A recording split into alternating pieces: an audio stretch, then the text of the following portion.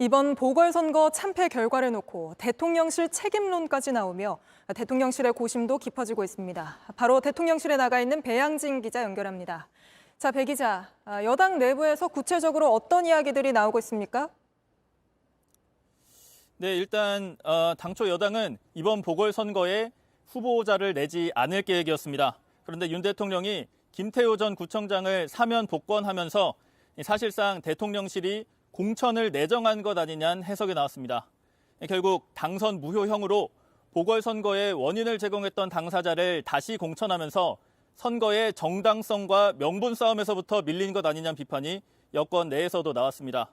한 여당 의원은 JTBC에 용산이 시작하고 용산이 주도한 선거라면서 지도부로서 할 수 있는 게 없었다고 말했습니다. 다른 여당 중진 의원은 대통령부터 바뀌어야 한다는 게 가장 중요하다고 지적하기도 했습니다.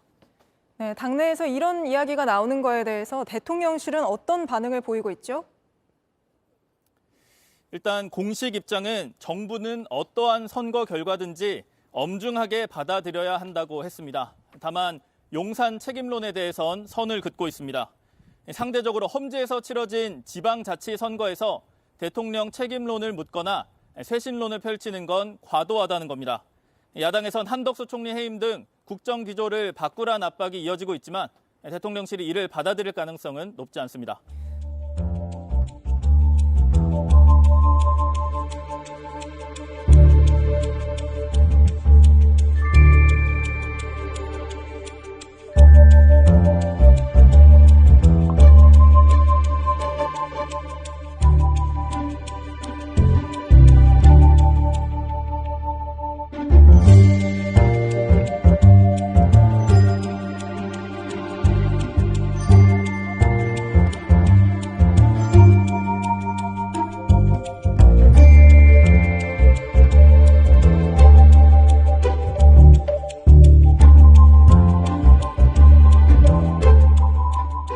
네, 이번 강서구청장 보궐선거 최종 투표율은 지난해 6일 지방선거와 불과 3%포인트 차이로 비슷합니다.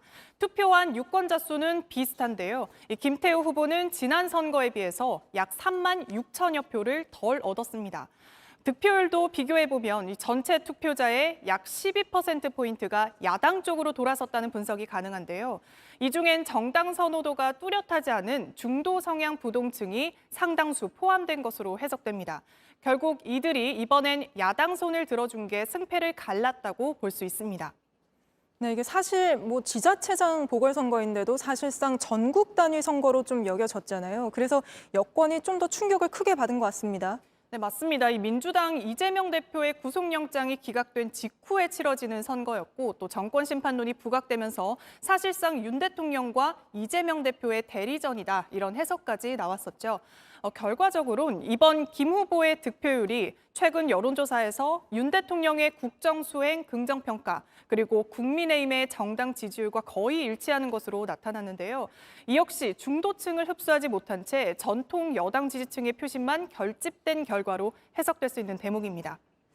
네, 이번 보궐선거 결과를 통해서 보면 내년 총선 수도권 민심, 여권에게는 위기다 이렇게 볼 수 있을까요? 그렇습니다. 2020년 이 총선 당시에 국민의힘 전신인 미래통합당 후보가 강서 가불병에서 모두 졌는데요. 당시 패배했던 새 후보의 평균 득표율이 약 39%로 이번에 참패한 김태우 후보의 득표율과도 맞먹습니다. 일각에선 강서구가 민주당 강세 지역이라는 평가도 있지만요. 이 김성태 전 국민의힘 의원의 경우엔 강서을에서 내리 3선을 하기도 했고요. 오세훈 서울시장도 지방선거에서 강서구에서만 56%의 득표율로 민주당 후보를 앞질렀습니다. 대선에서도 윤 대통령이 이 대표와 불과 2.2%포인트 차이로 패했을 만큼 초박빙 지역이었고요. 결국 이 대선과 지방선거에서 박빙이었거나 또 여당 손을 들어줬던 수도권 민심이 지난 총선 참패 당시로 회귀했다는 분석이 나오면서 이 여권의 위기감이 커지고 있는 상황입니다. 네, 알겠습니다. 강희연 기자와 짚어봤습니다.